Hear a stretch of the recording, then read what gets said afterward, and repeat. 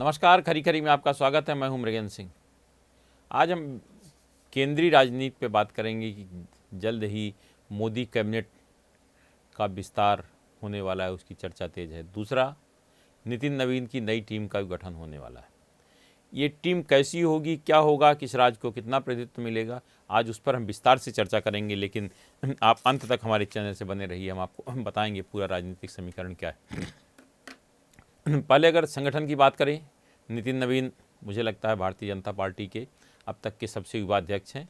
निश्चित रूप से उनकी टीम जो बनेगी उसमें युवा चेहरे होंगे और पुराने चेहरों को रिपीट किया जाएगा, क्योंकि युवा और अनुभव दोनों को साथ लेकर चलने का पूरी कोशिश की जाएगी। पार्टी इसी लाइन पर चलेगी, क्योंकि भाजपा के लिए संगठन सर्वोपरि है। अब नितिन नवीन की टीम में कौन होगा, केंद्रीय मंत्रिमंडल से कोई बाहर होगा टीम पर, इस पर अलग अलग तरह की चर्चाएं हैं। लेकिन कुछ जो वर्तमान महामंत्री हैं तो उसमें एक दो की छुट्टी हो सकती है और कुछ को रखा जा सकता है। कुछ वरिष्ठ नेताओं की भी नितिन नवीन की टीम में वापसी हो सकती है। उसमें स्मृति ईरानी का नाम है, वसुंधरा राजे हैं, या और इस तरह के कई नाम हैं जिनकी वापसी हो सकती है। इस बार एक चीज़ जो नितिन नवीन की टीम में देखने को मिलेगा, महिलाओं को पर्याप्त प्रतिनिधित्व दिया जाएगा। मतलब जो महिलाएं हैं, जो भाजपा ने कहा है कि महिलाओं को सशक्त बनाएंगे, उसके लिए लोकसभा में बिल भी लाएंगे और उसके साथ ही उन्हें अधिकार संपन्न बनाया जाएगा। और हो सकता है बिल भी आए, अगर लोकसभा के सांसद जो काफ़ी साथ में आ रहे हैं, अगर ऐसा कुछ हो गया तो हो सकता है आप देखेंगे मानसून सत्र में ही महिलाओं को लोकसभा विधानसभा में आरक्षण देने का भी विधेयक आ सकता है। पर लेकिन अब जो सबसे ज़्यादा चर्चा है केंद्रीय मंत्रिमंडल और नितिन नवीन की नई टीम के। नितिन नवीन की टीम में कौन होंगे, कौन, ये तो अभी कोई नहीं जानता, लेकिन अलग अलग नामों की, हर प्रदेश से अलग अलग लोगों को चर्चा है। एक चर्चा है अनुराग ठाकुर भी आ सकते हैं, महामंत्री बन सकते हैं, या हो सकता है उनको केंद्रीय कैबिनेट में। लेकिन कुछ नाम ऐसे हैं जो कि दोनों जगह जिन नामों की चर्चा है, जैसे BD शर्मा की चर्चा है, क्या केंद्र में राज्य मंत्री बनेंगे या इनकी टीम में महामंत्री बनेंगे। ये नाम कुछ ऐसे हैं जो ज़्यादा चर्चा में हैं। जैसे मध्य प्रदेश से एक नाम और है, हिमाद्री सिंह, जो युवा हैं, आदिवासी चेहरा है, पढ़ी लिखी, तो उनका भी नाम है। उनको भी कहीं लिया जाए। शहडोल से 2 बार की सांसद हैं, तो उनका भी नाम कैबिनेट में या संगठन में लिया जा सकता है। इसके अलावा एक नाम अनुभव के हिसाब से गणेश सिंह के नाम की चर्चा है, जो सतना से 5 से 6 बार के सांसद हैं, 5 बार के सांसद हैं। उनका नाम भी चर्चा में है। उनका नाम इसलिए भी चर्चा में है कि OBC का बड़ा चेहरा है, कुर्मी समाज के, और उत्तर प्रदेश में चुनाव होना है अगले 6-7 महीने बाद। तो वहाँ कुर्मी समाज की जनसंख्या काफ़ी है। ऐसी स्थिति में गणेश सिंह को केंद्रीय कैबिनेट में मौका मिल सकता है कि वो आसपास की सीटें जो मध्य प्रदेश से लगी हुई, चाहे बांदा की बात करें, प्रयागराज की बात करें, या मिर्ज़ापुर, इस तरह की सीटें कहाँ जहाँ की कुर्मी बाहुल्य हैं, वहाँ इनका उपयोग किया जा सकता है विधानसभा चुनाव के लिए। साथ ही अगर गणेश सिंह को मौका मिलता है तो मध्य प्रदेश में जो आगामी चुनाव होगा उसमें भी फ़ायदा मिल सकता है, क्योंकि बिंद के साथ ही कई बुंदेलखंड में भी कुर्मी समाज के काफ़ी वर्चस्व है और गणेश सिंह उसके बड़े नेता हैं। तो उनका नाम भी चर्चा में है कि संगठन में लिया जाए, सत्ता में। लेकिन अभी कुछ कन्फर्म नहीं कहा जा सकता कि आखिर क्या होगा। ये इस नाम की चर्चाएँ चल रही हैं कि ये मंत्रिमंडल में शामिल हो सकते हैं। इसके अलावा पार्टी जो इस बात का पूरा ख्याल रखेगी कि क्षेत्रीय और जातीय संतुलन बनाए रखा जाए।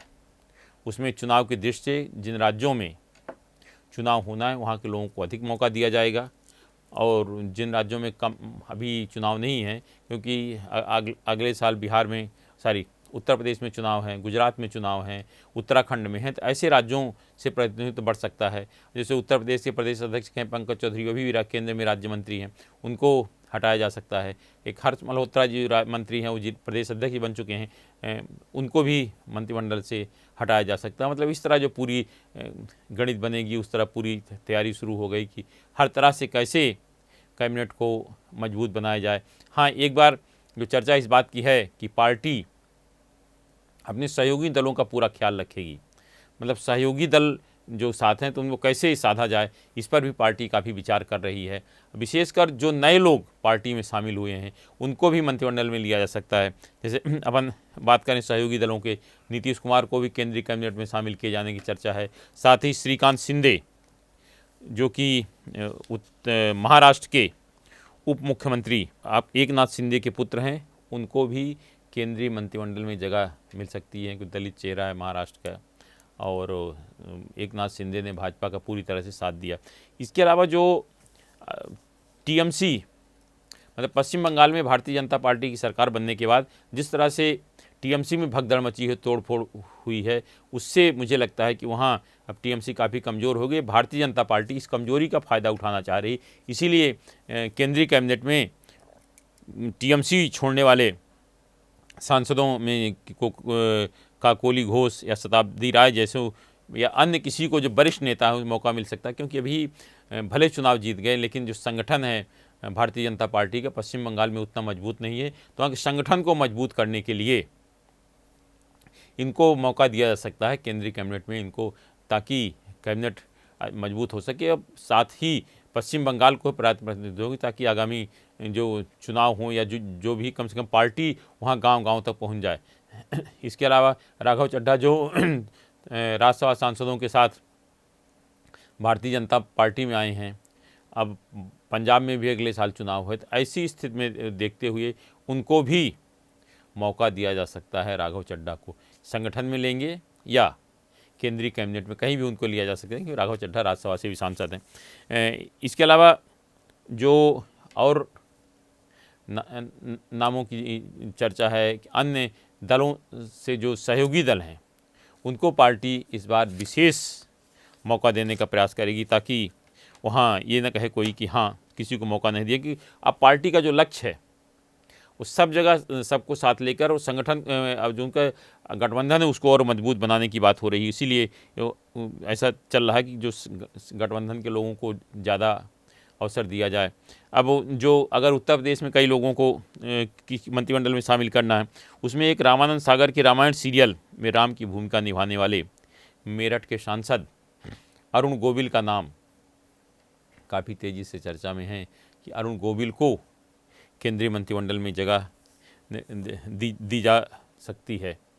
अब क्षेत्रीय दलों को साथ ही जो भाजपा के तपे हुए नेता या ऐसा जो संगठन के युवा नेताओं को भी मौका दिया जा सके। लेकिन जो सबसे बड़ी बात देखने, युवाओं को पर्याप्त प्रतिनिधित्व, महिलाओं को कैबिनेट में पर्याप्त प्रतिनिधित्व देखने को मिलेगा और अन्य वर्गों को भी मंत्रिमंडल में शामिल किया जाएगा।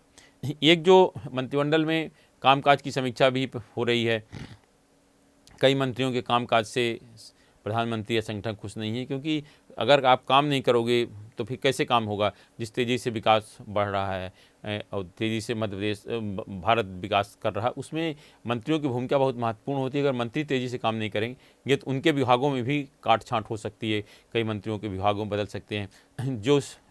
जिस बात की चर्चा जोरों पर है कि जो देश की आर्थिक स्थिति काफ़ी ख़राब है, इसको ठीक करने के लिए काफ़ी योग्य और सुलझे हुए आदमी की ज़रूरत है। चर्चा है कि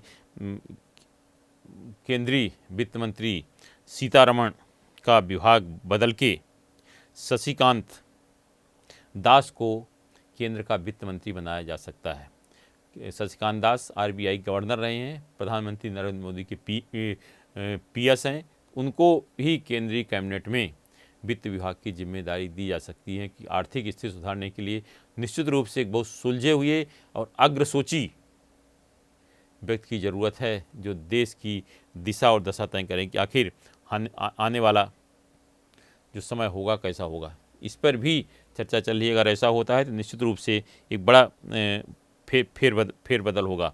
इसके अलावा और कई हर राज्यों को भी प्रतिनिधित्व देने की बात हो रही है। बिहार, पश्चिम बंगाल हो गया, आपके जिन राज्यों में चुनाव हो सकता है, गुजरात से भी किसी को लिया जाए, और आपके उत्तराखंड है, पंजाब से बात हो ही रही। मतलब हर राज्य जहां विशेषकर चुनाव हो वहां के प्रतिनिधित्व देने का सत्ता या संगठन इसीलिए खोला गया। सत्ता संगठन में कभी भी इसको फेरबदल हो सकता है, जो कि फेरबदल की संभावनाएं इसलिए भी बढ़ गई हैं कि कल ही महामहिम राष्ट्रपति महोदय से केंद्रीय गृह मंत्री मिले हैं, उनसे काफ़ी देर तक बातचीत हुई। बातचीत क्या हुआ, किस संबंध में हुई, लेकिन ये नहीं कहा जा सकता। लेकिन इतना तय है कि जब भी केंद्रीय मंत्रिमंडल का विस्तार होगा या संगठन में, उसे मध्य प्रदेश को इस बार पर्याप्त प्रतिनिधित्व मिल सकता है।